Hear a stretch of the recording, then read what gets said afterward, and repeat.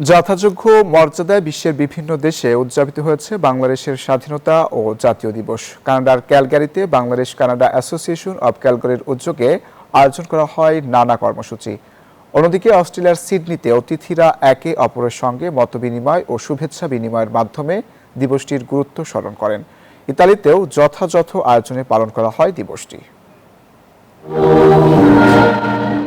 Bangladesh Canada association of ক্যালগারির উদ্যোগে যথাযোগ্য মর্যাদায় স্বাধীনতা ও জাতীয় দিবস উদযাপিত হয়েছে। প্রবাসে বসবাসরত বাংলাদেশি কমিউনিটির সদস্যরা এ আয়োজনে একত্রিত হয়ে স্বাধীনতার ইতিহাস, ত্যাগ ও গৌরবের স্মৃতি স্মরণ করেন। 200-র বেশি সার্ভিস ও ফিচারে লেনদেনের সব বিকাশ অ্যাপে সম্ভব।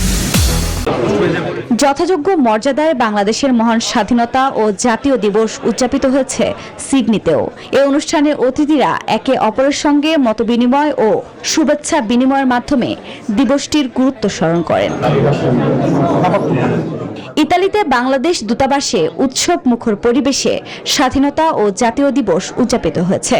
রোমে দূতাবাসের প্রথম সচিব মারজুক ইসলামের সঞ্চালনায় আয়োজিত অনুষ্ঠানে প্রধান অতিথি হিসেবে বক্তব্য দেন ইতালিতে নিযুক্ত বাংলাদেশের রাষ্ট্রদূত এটিএম রকিবুল হক।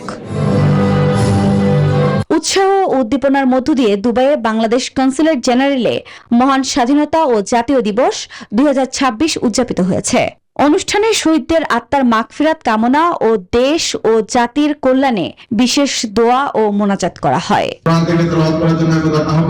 মহান স্বাধীনতা দিবস ও জাতীয় দিবস উপলক্ষে সৌদি আরবের জেদ্দায় চট্টগ্রাম জাতীয়তাবাদী ফোরামের উদ্যোগে আলোচনা সভা অনুষ্ঠিত হয়েছে। সবাই বক্তারা দেশ ও রাষ্ট্রের উন্নয়ন করতে বাংলাদেশ সরকারকে সহযোগিতা করতে ব্যাংকিং চ্যানেলে রেমিটেন্স পাঠানোর আহ্বান জানান। রিয়াদে জাতীয় সঙ্গীতের সাথে জাতীয় পতাকা উত্তোলনের মাধ্যমে সৌদি আরবে নিযুক্ত বাংলাদেশের রাষ্ট্রদূত মোহাম্মদ দেলোয়ার হোসেন দিবসটি উপলক্ষে দূতাবাসে গৃহীত কর্মসূচির সূচনা করেন।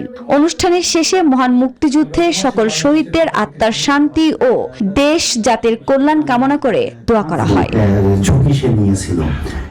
আফরিন মৌ, নিউজ 24।